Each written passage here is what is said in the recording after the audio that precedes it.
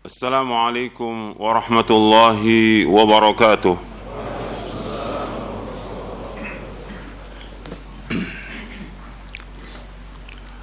Innal hamdalillah nahmaduhu wa nasta'inuhu wa nastaghfiruh wa na'udzu billahi min shururi anfusina wa min sayyiati a'malina. May yahdihillahu fala mudilla lahu wa may yudlil fala hadiya lahu. أشهد أن لا إله إلا الله وحده لا شريك له وأشهد أن محمدا عبده ورسوله يا أيها الذين آمنوا اتقوا الله حق تقاته ولا تموتن إلا وأنتم مسلمون يا أيها الناس اتقوا ربكم الذي خلقكم من نفس واحدة وخلق منها زوجها وبث منهما رجالا كثيرا ونساء واتقوا الله الذي تساءلون به والأرحام إن الله كان عليكم رقيبا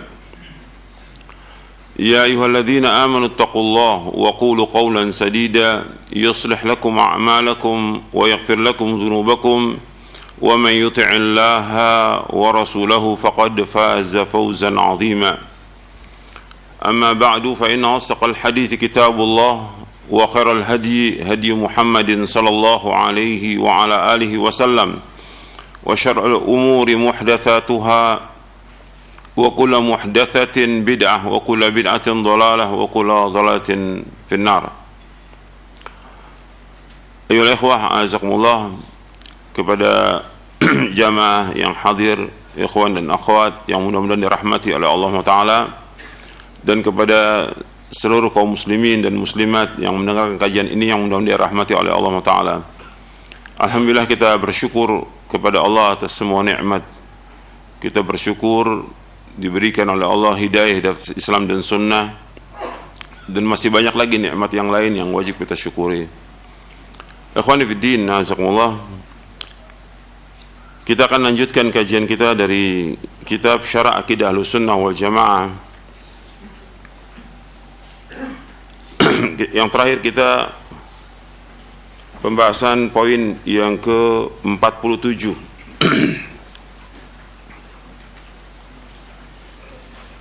Dan yang kita bahas dari poin yang ke-47,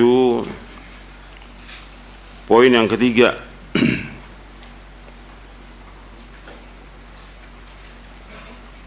di halaman 396, meninggalkan pelaksanaan hukum Allah. Jadi babnya bab berhukum dengan apa yang diturunkan oleh Allah Subhanahu wa Ta'ala. Yang ketiga, meninggalkan pelaksanaan hukum Allah Azza wa Jalla adalah fitnah yang besar, penyebab datangnya cobaan, bencana, perpecahan, kehinaan dan kerendahan yang menimpa seluruh umat ini secara bersama-sama maupun sendirian. Oleh karena itu tidak boleh menganggap remeh dan sepele masalah ini.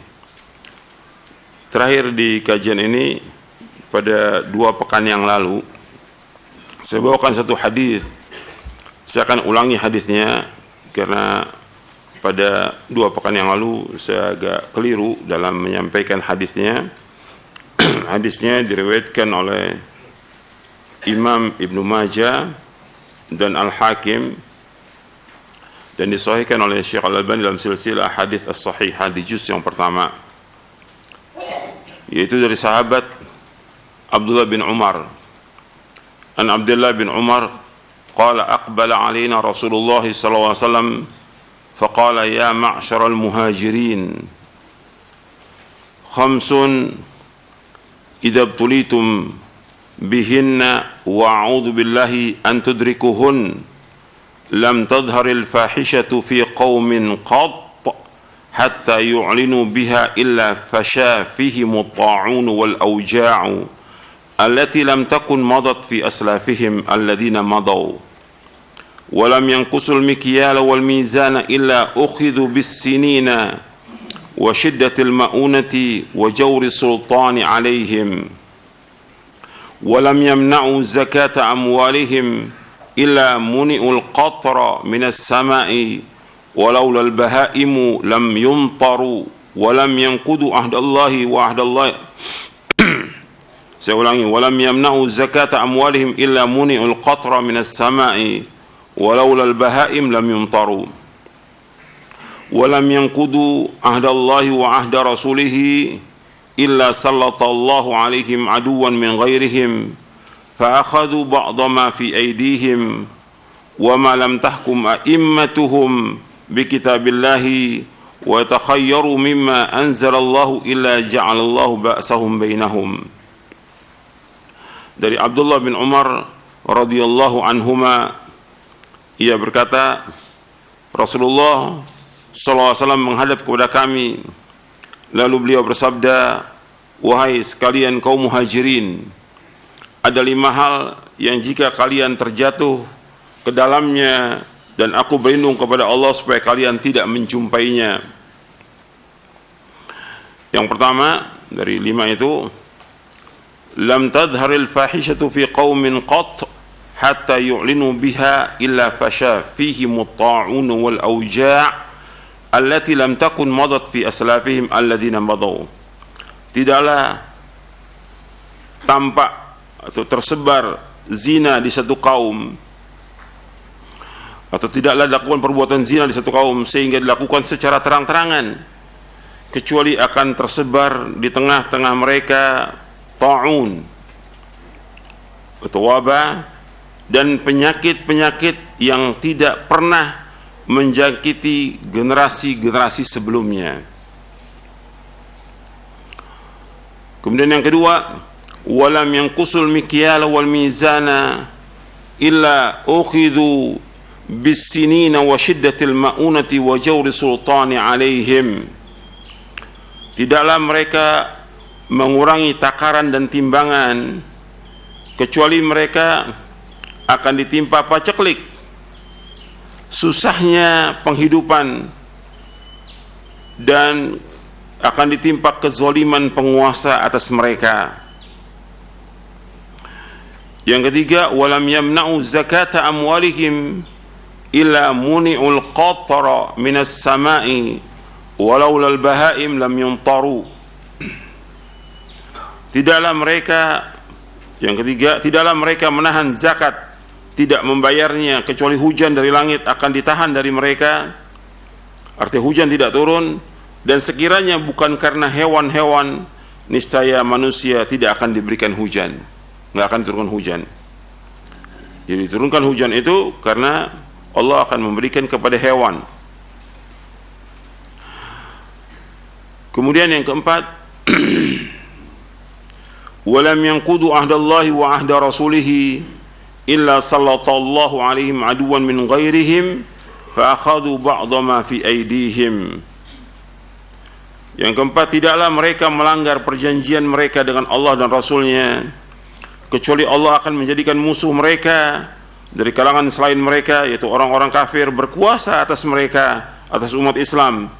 Lalu musuh tersebut mengambil sebagian apa yang mereka miliki. Yang kelima, wa ma lam tahkum a'immatum bi kitabillahi wa yatakhayyaru mimma anzalallahu illa ja'alallahu ba'sahum bainahum. Yang kelima, dan ini yang jadi syahid dalam pembahasan tentang berhukum dengan apa yang diturunkan Allah, yang kelima ini. Dan selama pemimpin-pemimpin mereka, pemimpin umat Islam, tidak berhukum dengan kitabullah, Al-Quran, dan mengambil yang terbaik dari apa yang diturunkan oleh Allah dari syariat Islam, melainkan Allah akan menjadikan permusuhan di antara mereka. Maksudnya mereka terus bermusuhan di antara kaum muslimin. Hadis ini sahih diriwayatkan oleh Imam Ibnu Majah dan Hakim, disahihkan oleh Syekh Al-Albani dalam silsilah hadis as-sahihah di juz yang pertama. Di sini Nabi SAW menyebutkan tentang 5 hal kepada kaum muhajirin. Yang pertama yaitu kalau sudah tampak perzinaan di mana-mana, dan sekarang ini sudah tampak perzinaan di mana-mana, di lokalisasi dan segala macam sudah. itu akan tersebar di tengah mereka ta'un atau penyakit, wabah dan yang lainnya. Dan juga penyakit-penyakit yang tidak pernah menjangkiti generasi sebelumnya. Jadi penyakit itu akan terus, nggak akan berhenti penyakit itu. Yang berbagai macam penyakit yang belum pernah ada pada zaman dahulu. Karena yang kita lihat betul-betul sudah merajalela. Dan orang terang-terangan berbuat zina itu terang-terangan, homo terang-terangan. Bahkan di sini mereka tidaklah tampak perzinaan di satu kaum sampai mereka terang-terangan melakukannya, melainkan akan terkena ta'un dan juga penyakit-penyakit yang belum pernah ada sebelumnya. Kemudian yang kedua, tidaklah mereka mengurangi timbangan, takaran dan timbangan, kecuali akan ditimpa paceklik dan juga susahnya penghidupan. Dan akan terjadi kezaliman penguasa atas mereka. Yang ketiga, yaitu tidaklah mereka menahan zakat harta mereka, melainkan akan ditahan hujan dari langit. Kalau bukan karena binatang ternak, Allah nggak akan turunkan hujan. Yang keempat, yaitu tidaklah mereka melanggar perjanjian mereka kepada Allah dan Rasulnya, kecuali Allah akan menjadikan musuh mereka dari kalangan selain mereka, yaitu orang-orang kafir berkuasa atas mereka. Lalu musuh tersebut mengambil sebagian dari apa yang mereka miliki. Artinya mereka menguasai negeri-negeri kaum muslimin, diambil kekayaan negeri kaum muslimin oleh orang-orang kafir, dan ini sudah terbukti di negara-negara Islam. Yang kelima, yang jadi syahid, wa ma lam tahkum a'immatum bi kitabillahi wa yatakhayyaru mimma anzalallah illa ja'alallahu ba'sahum bainahum. Dan tidaklah pemimpin mereka atau selama pemimpin mereka tidak berhukum dengan kitabullah, dengan Quran dan sunnah, dan tidak mengambil yang terbaik dari apa yang Allah turunkan dari syariat Islam, melainkan Allah akan jadikan permusuhan di antara mereka. Artinya kaum muslimin terus ribut di antara mereka, berkelahi di antara mereka, bermusuhan di antara mereka terus menerus. Itu hadis yang tadi saya bacakan dari sahabat Abdullah bin Umar. Ada hadis yang lain yang diriwayatkan dari sahabat Ibnu Abbas. Hadis ini hasan, diriwayatkan oleh Imam At-Tabrani dalam Mu'jamul Kabir. An Ibn Abbas radhiyallahu anhuma qala qala Rasulullah sallallahu alaihi wa ala alihi wasallam khamsun bi khamsin. Qalu ya Rasulullah wa ma khamsun bi khamsin? Qala ma naqada qaumun al-ahda illa sullita alaihim aduwwuhum wa ma hakamu bighairi ma anzalallah illa fasha fihimul faqru wa la dhaharat fihimul fahishatu illa fasha fihimul maut wa la taffaful mikyala illa muni'un nabata wa ukhidhu bis-sinina wa la mana'u zakata illa hubisa anhumul qatru. Dari Ibnu Abbas radhiyallahu anhu, beliau berkata, Rasulullah SAW bersabda, 5 perkara yang dibalas dengan 5 musibah. 5 perkara akan dibalas dengan 5 musibah. Yang pertama, ma naqadha qaumun al-ahda illa sullita alaihim aduwwuhum.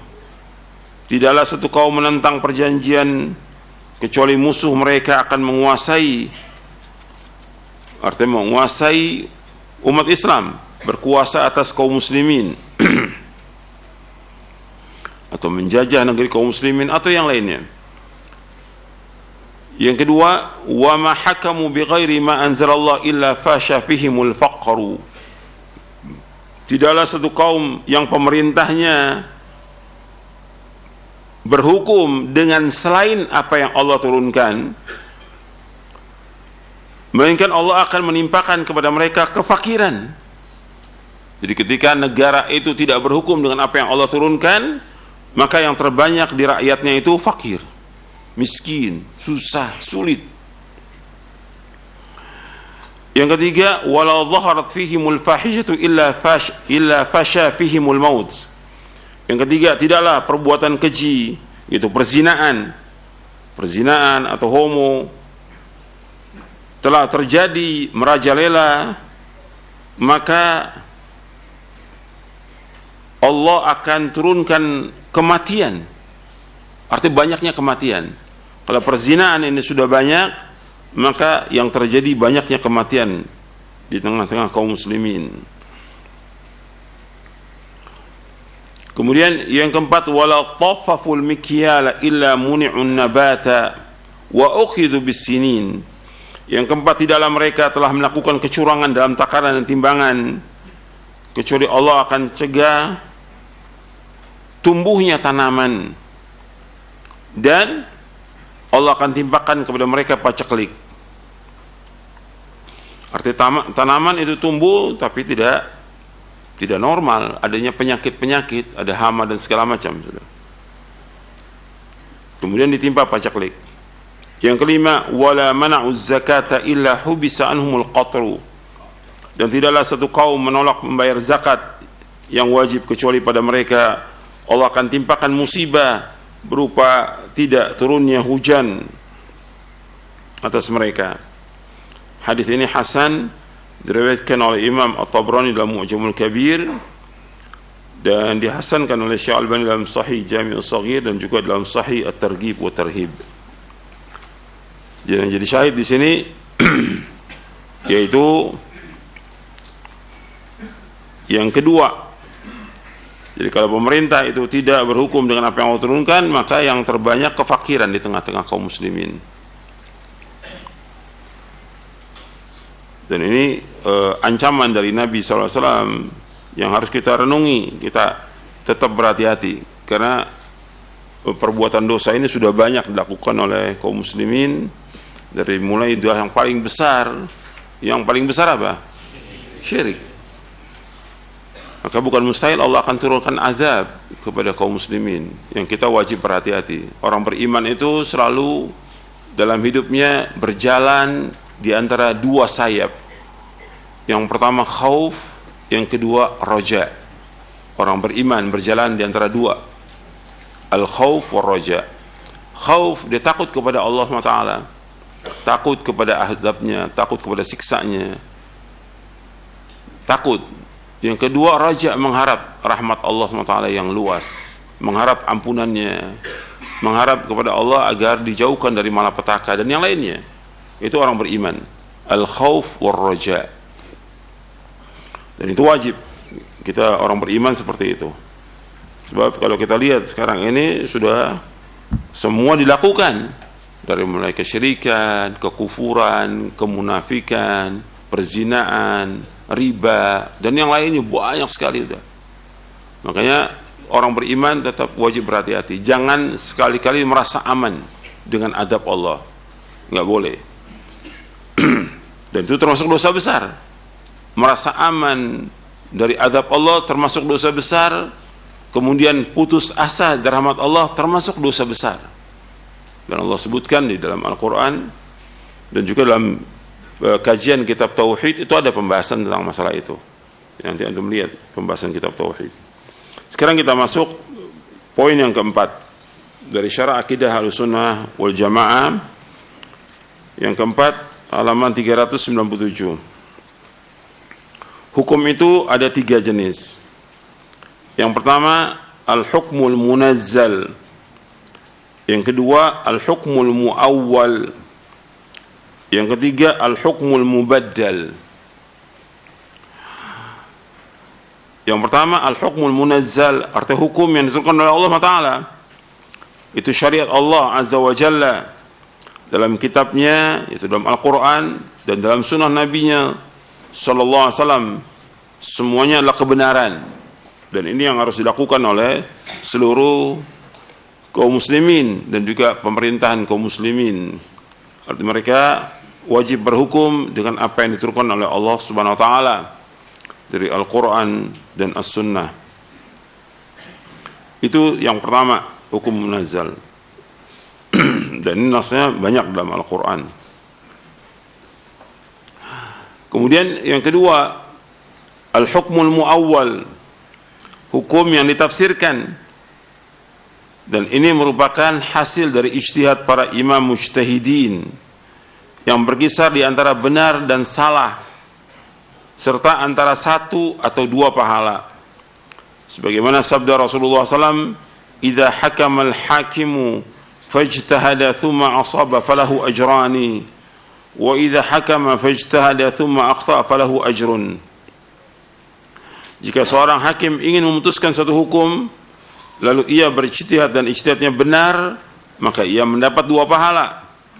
Dan jika ia ingin memutuskan suatu hukum lalu ia berijtihad dan ijtihadnya salah, maka baginya satu pahala. Hadis ini sahih, diriwayatkan Imam Bukhari, Muslim, Abu Daud, Ibnu Majah, Baihaqi, Ahmad dari sahabat Amr bin As radhiyallahu anhuma. Jadi hukum muawwal ini artinya ijtihad dari siapa? Dari mujtahid, dari orang-orang yang berilmu. Orang-orang yang berilmu artinya ulama yang mereka berijtihad tentang satu masalah yang mereka sudah mengerahkan semua kemampuannya, dilihat dari dalil Al-Quran dan sunnah Nabi yang sahih, ternyata tidak ada, kemudian dia berijtihad. Kalau ijtihadnya itu benar, dia mendapatkan dua ganjaran. Kalau ijtihadnya salah, dia dapat satu ganjaran. Jadi yang berijtihad ini di sini disebutkan al-hakim, artinya seorang hakim atau seorang ulama, dia berijtihad. Bukannya orang umum, bukan orang umum, bukan orang awam, tapi seorang hakim yang dia sudah melihat dari Al-Quran tidak ada, dari hadis tidak ada, kemudian dia berijtihad. Kalau benar dapat dua ganjaran, kalau dia salah dapat satu ganjaran. Kemudian yang ketiga, al-hukmul mubaddal. Ini kalau hukmul mubaddal ini justru yang banyak dibincangkan oleh sebagian kaum muslimin, yaitu hukum yang sudah dirubah, yang dilaksanakan oleh penguasa kaum muslimin yang tidak berhukum kepada Al-Quran dan Sunnah. Ini yang jadi masalah. Ini yang kemudian timbulnya kelompok takfir, timbulnya khawarij dan yang lainnya. Makanya masalah ini wajib hati-hati. Jadi hukumul mubaddal itu hukum yang diubah ialah berhukum dengan selain yang diturunkan Allah. Jadi tidak berhukum dengan hukum Quran dan Sunnah, tidak. Dia pakai undang-undang bukan Islam, bukan. Dari undang-undang penjajahan dari Belanda atau yang lainnya. Nah, bagaimana tentang pelakunya yang berhukum dengan selain hukum Allah ini? Yaitu para ulama menjelaskan pelakunya dapat menjadi kafir atau zalim atau fasik sesuai dengan nas Al-Quran. Wa man lam yahkum bima anzalallah fa ulaika humul kafirun wa man lam yahkum bima anzalallah fa ulaika humul zalimun wa man lam yahkum bima anzalallah fa ulaika humul fasiqun. Tiga Allah sebutkan di dalam surah Al-Maidah. Antum lihat di ayat 44, ayat 46, 47.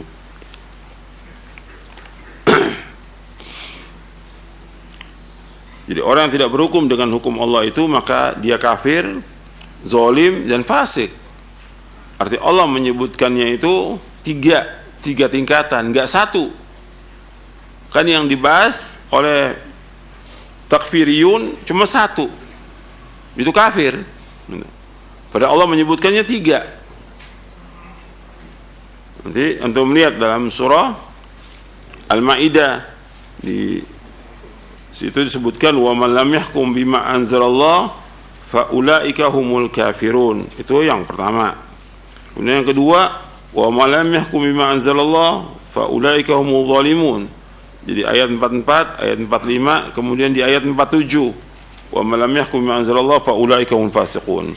Yang pertama Allah sebutkan kafir di ayat 44-nya. Yang kedua Allah sebutkan barang siapa yang tidak berhukum dengan hukum Allah maka dia kafir, tuh yang pertama. Yang kedua di ayat 45-nya barang siapa yang tidak berhukum dengan hukum Allah maka dia zalim. Yang ketiga di ayat 47-nya wa man lam yahkum bima anzalallahu fa ulaikum fasiqun. Barang siapa yang tidak berhukum dengan Allah dengan hukum Allah maka dia fasik. 3 disebutkan. Jadi tidak satu hukum, tidak. Ini tergantung dari pelakunya bagaimana dia berhukum. Dan ini dijelaskan oleh Syekhul Islam Ibnu Taimiyah rahimahullah dan muridnya Al-Imam Ibnu Qayyim Al-Jauziyah rahimahullah di akhir kitab Ruh. Al-Imam Ibnu Qayyim sekarang sudah ditahqiq 2 jilid ya. Diterbitkan oleh Dar Alamil Fawaid.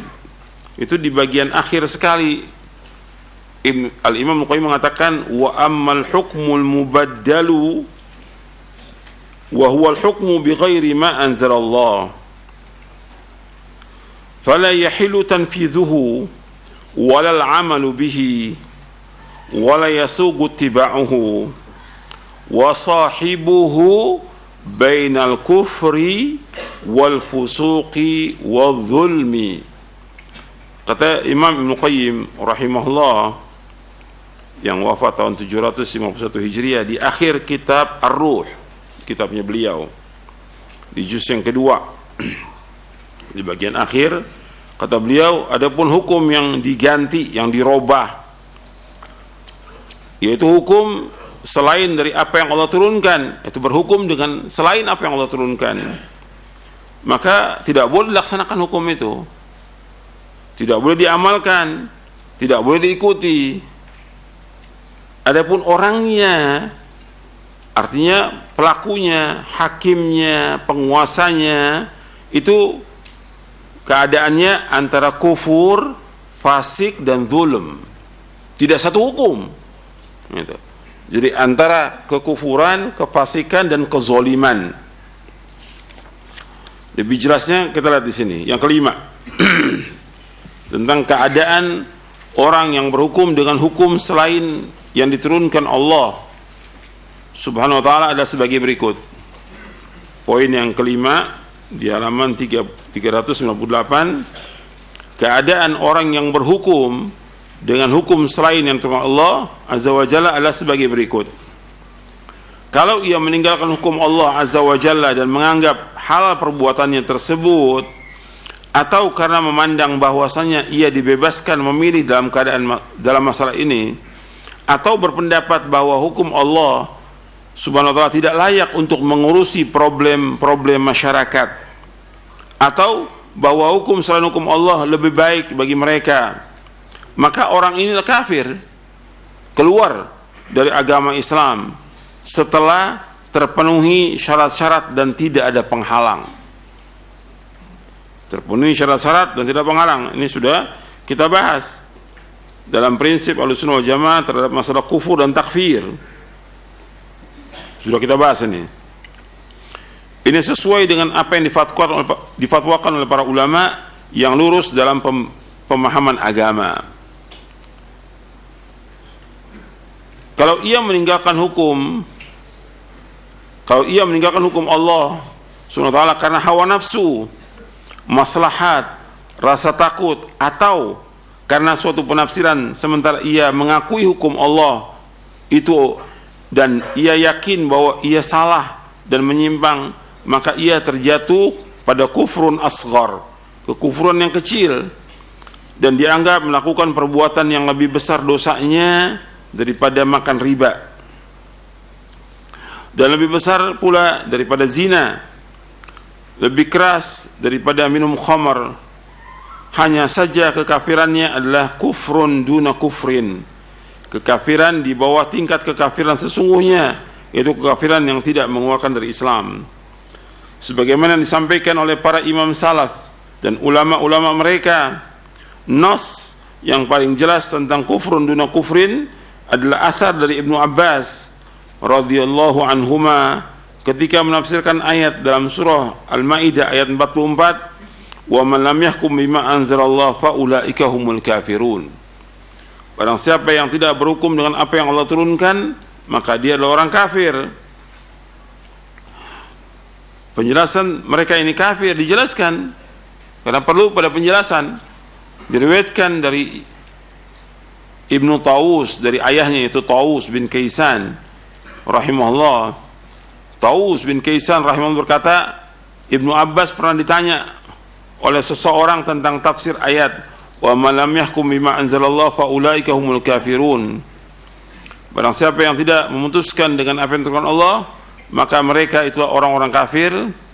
Maka apakah orang yang melakukan demikian itu telah ia kafir, keluar dari agama Islam? Maka dijawab oleh Ibnu Abbas radhiyallahu anhu, "Idza fa'ala dzalika fahuwa bihi kufrun wa laysa kaman kafara billahi wal yawmil akhir."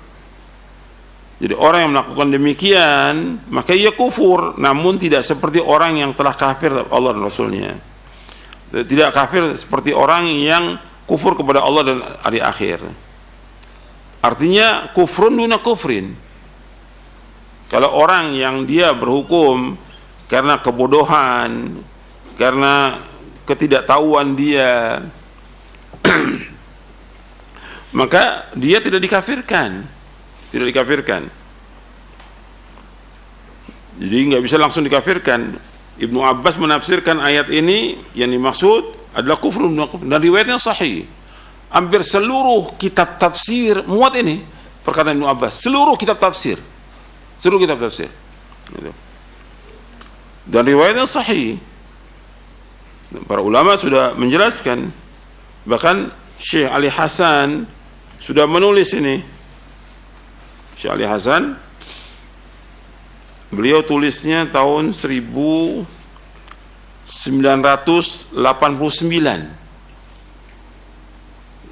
Berarti masih awal-awal beliau menulis kitab-kitab.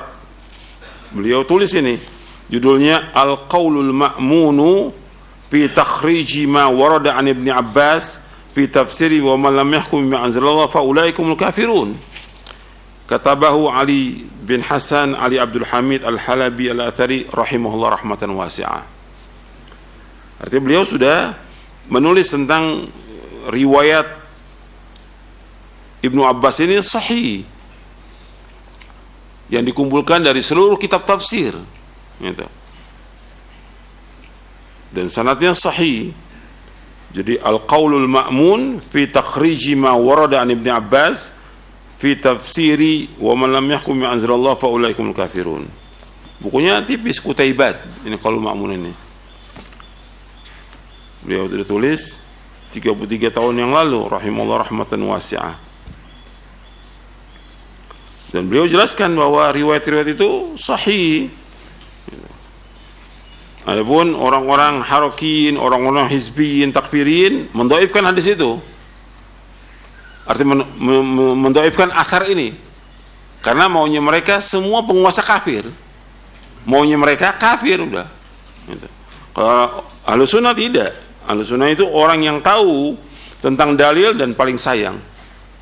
Jadi Ahlus Sunnah itu a'lam bil haq, arham bil khalq. Dia sangat sayang. Kalau sudah kafir ya seperti yang mereka lakukan. Ya kalau sudah dikatakan penguasanya kafir, berarti mereka bebas untuk melakukan apa saja. Melakukan pembunuhan, pengeboman dan segala macam. Ini bukan dari Islam. Islam tidak mengajar demikian. Kemudian Ibnu Abbas radhiyallahu pernah ditanya juga dengan pertanyaan yang serupa. Lalu beliau radhiyallahu menjawab, maka ia telah kufur dengan perbuatannya, namun tidak seperti orang yang kafir terhadap Allah, malaikat dan Rasulnya. Ini bisa dilihat dalam tafsir Ibnu Jarir At-Tabari, Ibnu Katsir dan yang lainnya.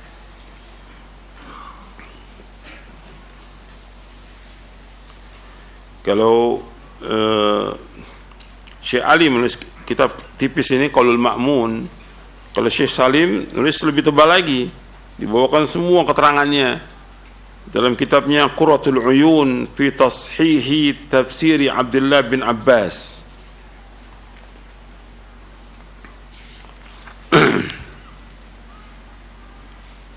Kemudian berkata Imam Ibnu Abil Izz Hanafi rahimahullah yang wafat tahun 792 Hijriah, harus dipahami yaitu bahwa berhukum dengan selain hukum Allah terkadang merupakan kekufuran yang mengeluarkan dari agama Islam, terkadang bisa merupakan kemaksiatan besar maupun kecil. Terkadang kekufuran di situ mungkin sebagai bentuk kiasan, mungkin juga sebagai bentuk kufur kecil menurut dua pendapat terdahulu. Hal itu tergantung kepada kondisi orang yang berhukum. Apabila ia berkeyakinan bahwa berhukum kepada hukum Allah itu tidak wajib, ada alternatif lain, atau ia meremehkannya meski ia yakin bahwa itu adalah hukum Allah, maka perbuatan tersebut merupakan kekufuran yang besar. Namun apabila ia yakin akan keharusan berhukum kepada Allah, dan dalam konteks yang terjadi ia juga menyadari hal itu, sementara ia melenceng sedang ia tahu bahwa dengan itu ia berhak untuk disiksa, maka orang yang bermaksiat itu disebut kafir, namun dalam bentuk kiasan saja atau kufur kecil, artinya kufrun duna kufrin. Tapi kalau ia tidak mengetahui hukum Allah, sementara ia sudah berusaha dan mengerahkan segala potensi untuk mengetahui hukum Allah, namun ia keliru, maka ia dianggap bersalah. Ia tetap mendapat satu ganjaran untuk ijtihadnya, sedangkan kesalahannya terampuni. Ini dalam syarah Aqidah At-Tahawiyah, nanti Anda bisa lihat. Jadi di sini Imam Ibnu Abil Izz Al-Hanafi tidak langsung mengkafirkan. Ya, terkadang orang itu kafir, terkadang dia zalim, terkadang dia fasik, tergantung dari dia. Maka kembali kepada poin yang kelima tadi, antum perhatikan lagi, saya ulangi lagi di poin yang kelima di awal. Ini kan kita bahas masih poin kelima. Di awal itu perhatikan, kalau ia meninggalkan hukum Allah dan menganggap halal perbuatannya tersebut, atau karena memandang bahwasanya ia dibebaskan memilih dalam masalah ini, atau berpendapat bahwa hukum Allah tidak layak untuk mengurusi problem-problem masyarakat, atau bahwa hukum selain hukum Allah lebih baik bagi mereka, maka orang ini kafir, keluar dari agama Islam setelah terpenuhi syaratnya dan tidak ada penghalang. Artinya harus ada syarat, dan syaratnya sudah kita bahas. Nanti antum lihat di halaman 362. Syaratnya sudah kita bahas tentang hukum takfir ini. Itu ada syaratnya, orang itu bisa dihukumi kafir di halaman 364, 365 di footnote-nya. Syarat seorang bisa dihukumi kafir, yang pertama mengetahui dia dengan jelas.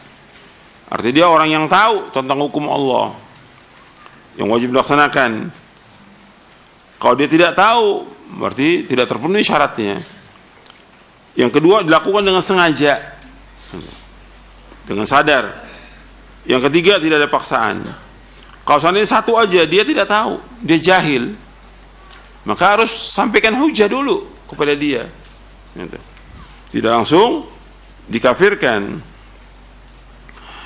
Sedangkan mawani'nya, penghalangnya, maksud penghalang-penghalang yang dapat menghalangi seorang dihukumi kafir, itu tidak mengetahui dia, atau dilakukan tidak sengaja, atau karena dipaksa. Tidak ada syaratnya. Jadi harus sampaikan hujah dulu kepada dia, tidak langsung dikafirkan.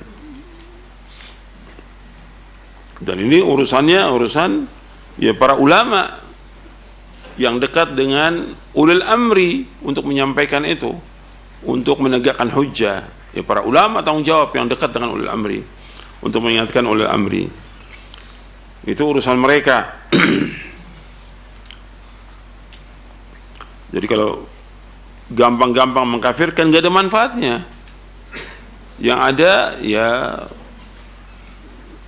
kerusakan. Makanya disuruh kita untuk sabar dalam menghadapi ulul amri itu harus sabar. Dan nanti ada riwayat-riwayatnya yang kita akan bahas nanti tentang ulul amri di buku ini. Kalau dia meninggalkan hukum Allah, itu yang pertama tadi, dikafirkan kalau terpenuhi syaratnya. Yang kedua, kalau dia meninggalkan hukum Allah karena hawa nafsu, karena melihat ada maslahat atau rasa takut, karena suatu penafsiran, sementara ia mengakui hukum Allah dan ia yakin bahwa ia salah dan dia menyimpang, maka dia terjatuh kepada hukum kufrun asghar. Tapi perbuatan dia berhukum dengan selain hukum Allah, itu dosanya dosa besar. Dosanya lebih besar daripada makan riba.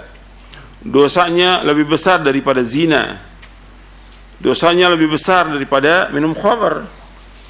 Tapi tetap kekafirannya dikatakan kufrun duna kufrin.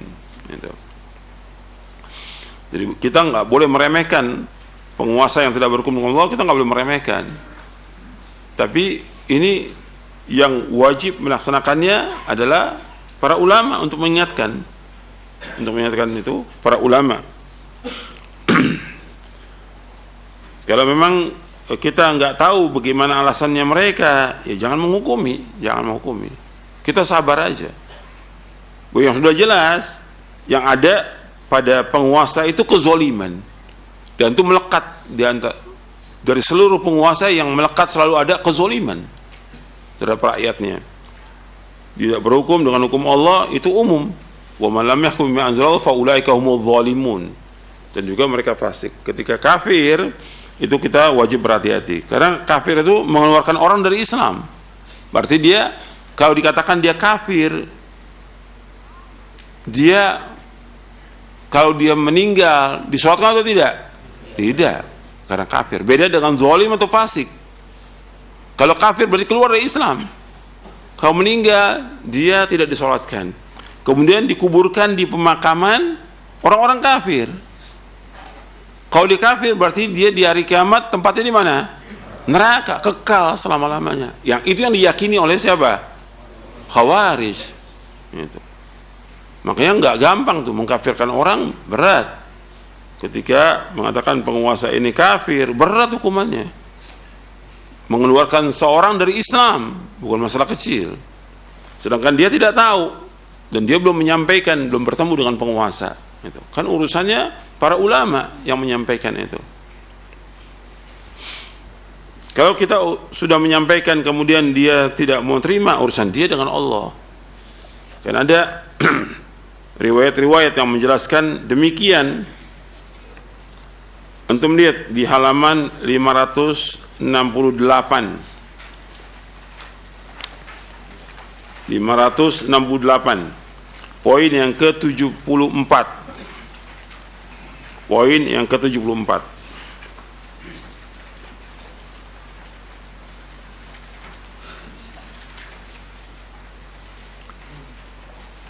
Jadi Ahlussunnah menasihati pemerintah dengan cara yang baik, tidak mengadakan provokasi dan tidak mengadakan penghasutan, karena nggak ada manfaatnya. Gitu. Artinya mengkritik penguasa terus menerus nggak ada manfaat sama sekali. Bolehnya orang memberikan nasihat, ya datang kepada penguasa, bukan di mimbar, bukan ditulis di buku, bukan disampaikan melalui sekarang ini media sosial, bukan, nggak boleh. Jadi prinsip Ahlussunnah wal Jamaah tidak mengadakan provokasi, tidak mengadakan penghasutan untuk memberontak kepada penguasa, meskipun penguasa itu berbuat kezaliman. Tidak boleh melakukan provokasi baik dari atas mimbar, tempat khusus ataupun umum dan media lainnya, karena yang demikian menyalahi petunjuk Nabi Muhammad SAW dan salafus saleh. Rasulullah SAW bersabda, "Man arada yansaha lidhi sultanin fala yubdihi alaniyatan walakin ya'khudh biyadihi fayakhlu bihi fa in qabila minhu fadhak wa illa kana qad adda alladhi alaihi." Rasulullah SAW bersabda, barang siapa yang ingin menasihati penguasa, janganlah ia menampakkan dengan terang-terangan. Hendaklah ia pegang tangannya lalu menyendiri dengannya. Jika penguasa itu mau mendengar nasihat itu, maka itu yang terbaik. Dan bila si penguasa itu enggan, tidak mau menerima, maka sungguh ia telah melaksanakan kewajiban amanah yang dibebankan kepadanya. Ini riwayat sahih diriwayatkan oleh Imam Ibnu Abi Asim dalam kitabnya As-Sunnah, dan juga Imam Ahmad dalam musnadnya, dan Al-Hakim dalam kitabnya Al-Mustadrak dari sahabat Iyad bin Ghunm radhiyallahu an. Jadi ini hadis Nabi yang sahih menjelaskan kalau orang mau menasihati penguasa jangan ditampakkan, bukan di media sosial, bukan di Facebook, bukan di Twitter, bukan yang lainnya, bukan. Tapi sampaikan langsung ketemu gitu. Atau dia kirim surat langsung kepada presiden atau kepada raja atau penguasa, bukan di tempat umum, nggak boleh, haram hukumnya dan termasuk dosa besar karena menimbulkan fitnah kepada rakyat, membuat rakyat itu benci kepada penguasa. Ini mengadakan penghasutan, provokasi, dan nggak boleh dalam Islam. Sedangkan Ahlus Sunnah, yang harus kita ingat bahwa Ahlus Sunnah tidak suka, tidak rela dengan kezaliman dan kemungkaran yang dilakukan oleh penguasa atau lainnya. Akan tetapi cara mengingkari kemungkaran yang dilakukan oleh penguasa dan cara menasihati penguasa harus sesuai dengan petunjuk Rasulullah SAW. Kita nggak redo dengan kezaliman sama sekali, tapi caranya harus sesuai dengan petunjuk Rasulullah SAW. Rasulullah SAW di antara tanda kenabian beliau sudah sampaikan belum bahwa nanti ada penguasa yang zalim? Ada nggak? Ada, banyak hadisnya. Nabi diberitahu oleh Allah dan Nabi sudah sampaikan kepada para sahabat tentang adanya penguasa-penguasa yang zalim. Dan sudah kita bahas di majelis ini juga tentang imaratus sufaha, tentang pemimpin-pemimpin yang bodoh, pemerintahan yang bodoh, sudah saya bawakan. Hadisnya sahih, diriwayatkan oleh banyak imam. Makanya kita harus memahami tentang itu. Jangan kita sama dengan orang umum, ikut media sosial, ikut nyebarkan. Kalau ada penguasa yang salah, sebarkan. Gak boleh dalam Islam, gak boleh. Sebab, antum perhatikan lagi, kita lanjutkan di poin ke-74 ini.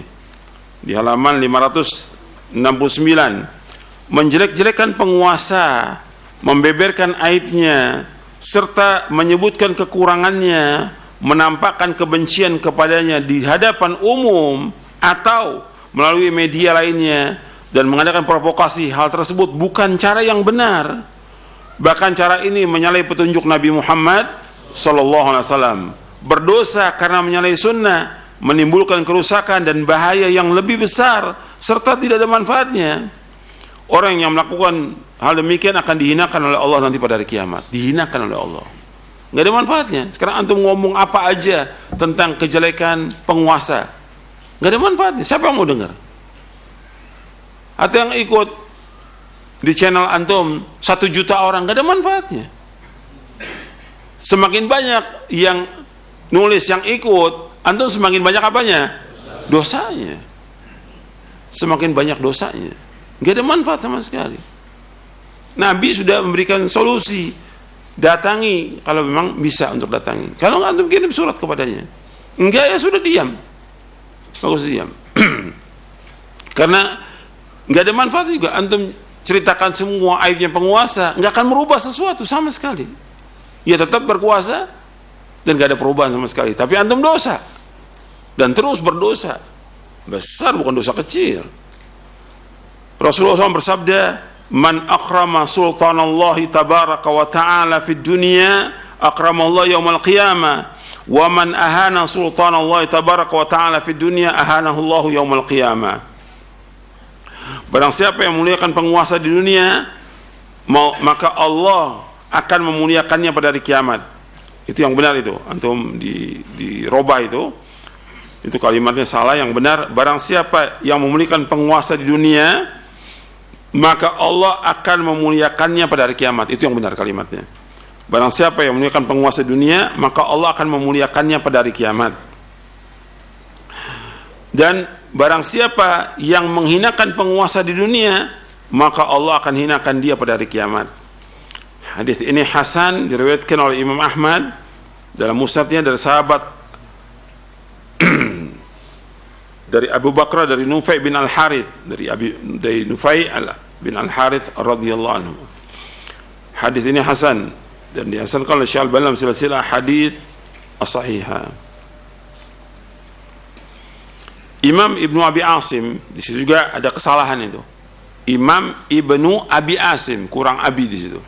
Imam Ibnu Abi Asim rahimahullah di dalam kitabnya Sunnah memberikan bab apa-apa yang diriwayatkan dari Nabi SAW yang memerintahkan untuk memuliakan penguasa dan melarang keras untuk mengkhianatinya, dilarang keras untuk menghinakannya.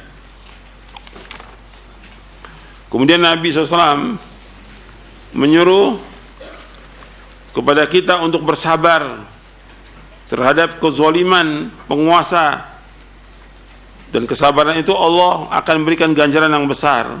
Jadi Nabi sudah mengingatkan untuk sabar menghadapi penguasa, sabar. Beliau bersabda sallallahu alaihi wasallam, "Man kariya min amri syai'an falyasbir alaihi, fa innahu laysa 'adun minan nasi kharaja min sultani shibran famata alaihi illa mata mitatan jahiliyah." Barang siapa yang tidak menyukai sesuatu dari pemimpinnya, maka hendaklah ia sabar. Pasti dari pemimpin, penguasa itu ada yang enggak suka, banyak yang enggak suka dari perbuatannya dia, dari kebijakannya, dari hukumnya, dan segala macam yang kita enggak suka, disuruh sabar. Sebab tidaklah seorang manusia keluar dari penguasa lalu ia mati di atasnya, melainkan ia mati dengan kematian jahiliyah. Itu kematian tanpa pemimpin. Orang jahiliyah nggak ada pemimpinnya. Hadis ini sahih riwayat Muslim dari sahabat Ibnu Abbas radhiyallahu anhuma. Jadi Ahlussunnah wal Jamaah berpendapat bahwa mentaati pemimpin secara ma'ruf merupakan salah satu dasar utama akidah. Dari sini para imam salaf memasukkannya dalam kitab-kitab akidah. Hampir seluruh kitab akidah pasti menyebutkan dan menjelaskan tentang wajibnya taat kepada ulil amri. Ketaatan ini termasuk kewajiban syar'i atas setiap muslim, karena ini merupakan perkara asasi untuk mewujudkan stabilitas keamanan dan ketertiban di dalam negeri kaum muslimin. Ada beberapa hadis yang belum saya masukkan, dan insya Allah nanti saya akan masukkan di buku ini. Itu hadis dari Zubair bin Adi. Dia berkata, kami mendatangi Anas bin Malik. Kemudian kami mengeluh dengan apa yang kami dapati dari Hajjaj bin Yusuf. Hajjaj bin Yusuf ini seorang amir yang zalim. Dia sudah membunuh kurang lebih 120.000 kaum muslimin di zaman itu. Ya tahun sekitar tahun 60-an Hijriah gitu. Sudah dia membunuh 120.000. Itu disebutkan oleh Imam Tirmidzi dalam sunannya. Dia zalim. Dan para ulama menyebutkan bahwa dia zalim. Tapi nggak ada yang mengatakan dia kafir. Zalim dia.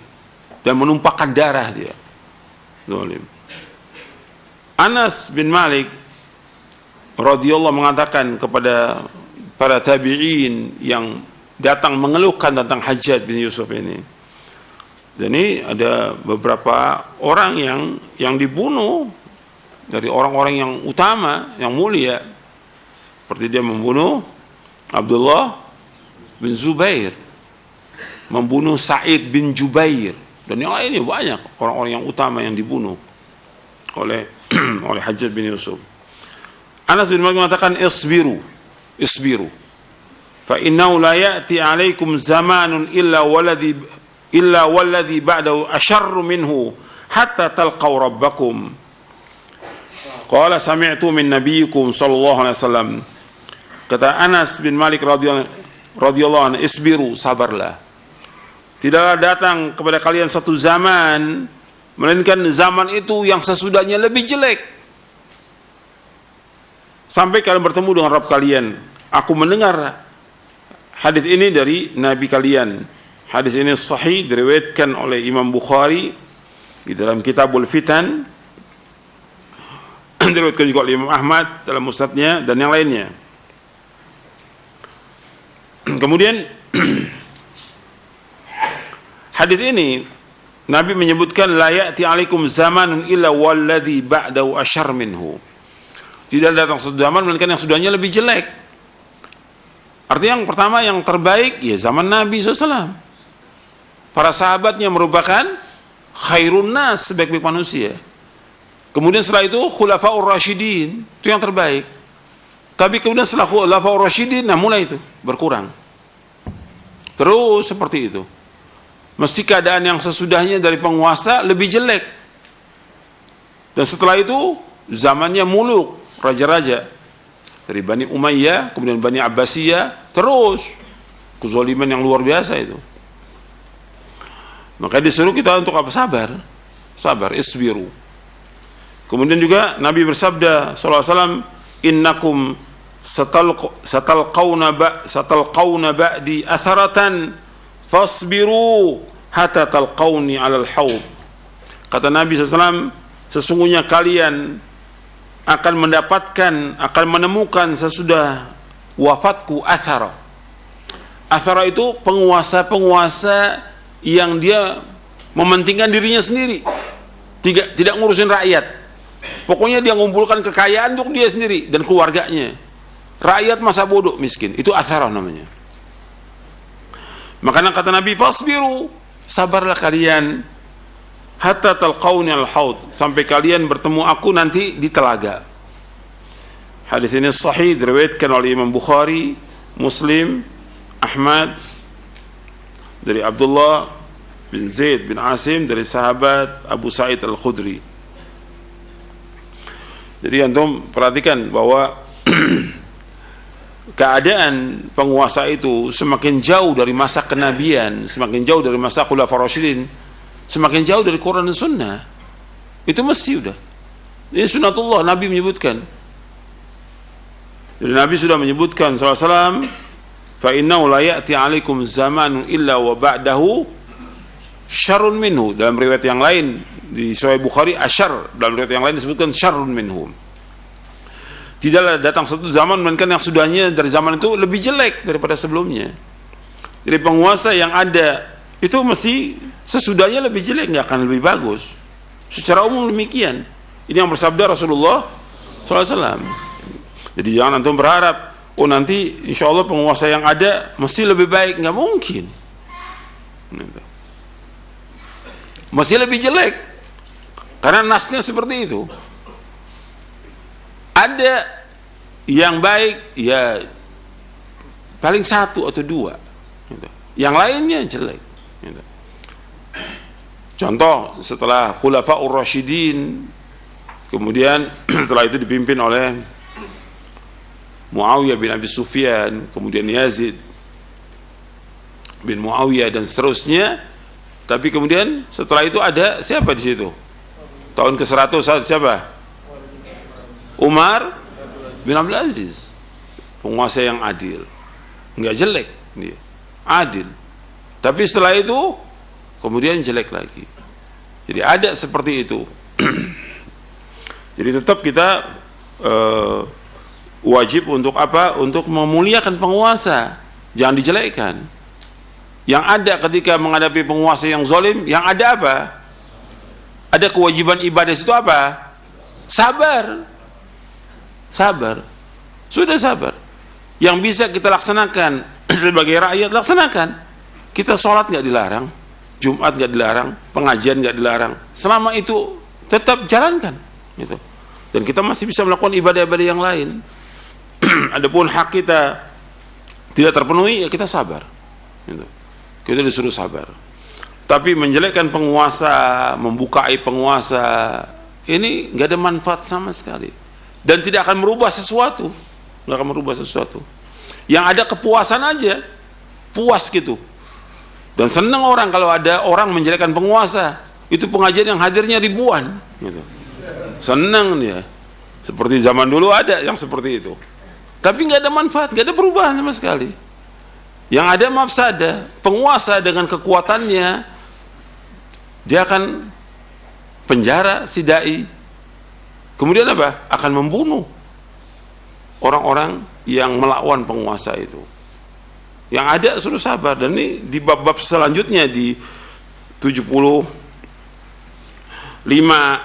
dan lainnya itu saya jelaskan tuh untuk sabar. Ke 76 ini bab-bab ini nanti bab-bab penting yang harus kita pahami. Jadi buku ini menjelaskan tentang kewajiban kita mentaati ulul amri, karena kalau kita lihat sepanjang sejarah terjadinya pertumpahan darah sepanjang sejarah dengan sebab mereka tidak taat kepada ulul amri. Gitu. Makanya disuruh sabar sepanjang sejarah. Ketika orang sudah memberontak, ya udah pertumpahan darah. Dan itu lama waktunya, bukan setahun 2 tahun. Contoh udah banyak. Contoh yang belakangan aja, umpamanya di yang tahun 2009, 2010. Ya, seperti Mesir, kemudian Syria, kan ketika berontak terus sampai sekarang, pertumpahan darah nggak berhenti itu, dan ratusan ribu kaum muslimin yang mati, belum yang lapar, yang mengungsi dan segala macam. Makanya disuruh sabar. Ketika orang memberontak itu nggak ada manfaatnya.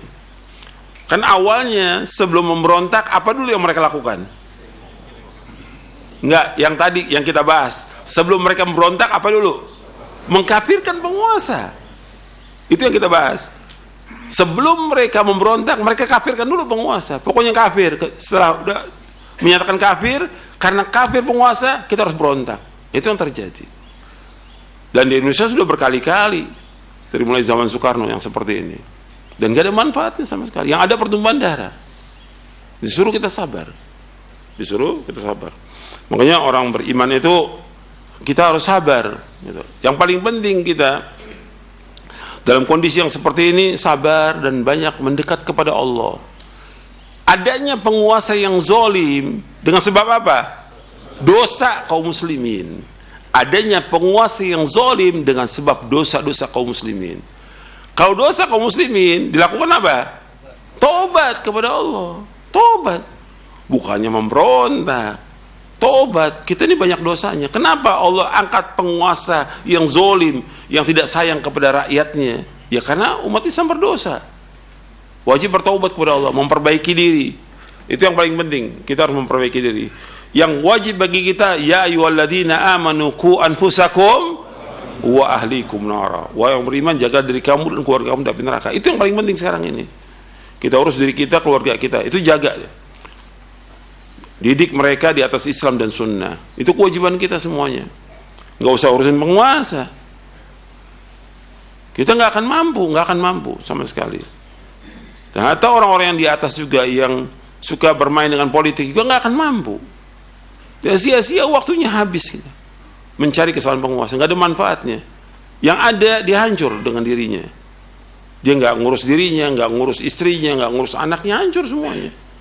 Dan itu terjadi. Kan pelajaran harus kita ambil pelajaran. Allah memerintahkan fa'tabiru ya ulil absar. Ambillah pelajaran wahai orang-orang yang mempunyai pandangan yang tajam. Orang yang berpikir harus mengambil pelajaran. Di Indonesia itu banyak, 20 puluhan. Bukan sekali 2 kali dari zaman Soekarno, zaman Soeharto apalagi. Dai-dai yang menjadikan penguasa. Akhirnya dibasmi semuanya. Dipenjara semuanya, yang dibunuh juga banyak, ratusan orang. Bahkan ribuan, bukan sedikit. Itu pelajaran tuh. Syekh Utsaimin rahimahullah pernah memberikan nasihat kepada anak muda. Antum ini apa? Kehebatan antum ini mengkritik penguasa. Antum punya apa persiapannya? Kalau antum sekarang kafirkan penguasa, antum mau memerangi penguasa, yang antum miliki apa? Antum punya pisau dapur, kata Syekh Utsaimin. Antum punya pisau dapur? Enggak bisa. Sedangkan penguasa punya senjata yang lengkap. Yang ada sabar. Ini kan orang-orang yang mau memberontak, Syekh Utsaimin dulu ingatkan rahimahullah. Ini 30 tahun yang lalu, 35 tahun yang lalu diingatkan. Antum nggak ada manfaatnya. Tetap sebagian memberontak. Sampai di zaman beliau itu sampai ada yang kemudian meledakkan bom di Riyadh, ditangkap dan akhirnya semuanya kena. Para dai-nya juga. Nggak ada maslahat sama sekali. Jadi yang ada sabar, itu kewajiban kita sabar. Dan itu juga merusak. Islam nggak pernah mengajarkan itu. pengkafiran, merusak bangunan, ngebom, nggak ada dalam Islam. Itu bukan ajaran Islam. Dan saya udah berkali-kali sampaikan, sampai termasuk cabang iman itu apa kata Nabi yang paling rendah? Imatatul adza anit thariq, menyingkirkan gangguan dari jalan.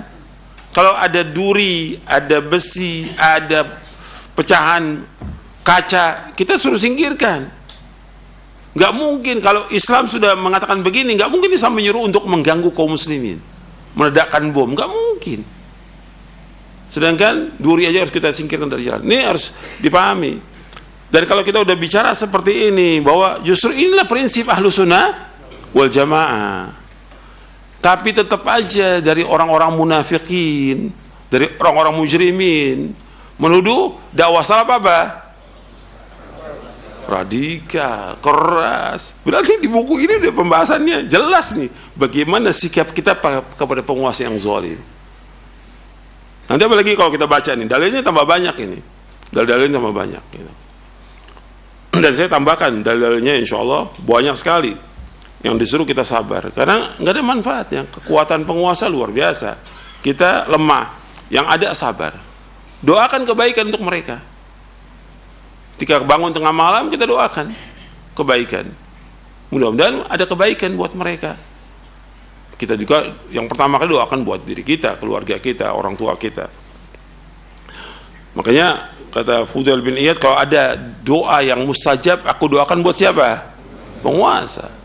Karena manfaatnya buat seluruh rakyat.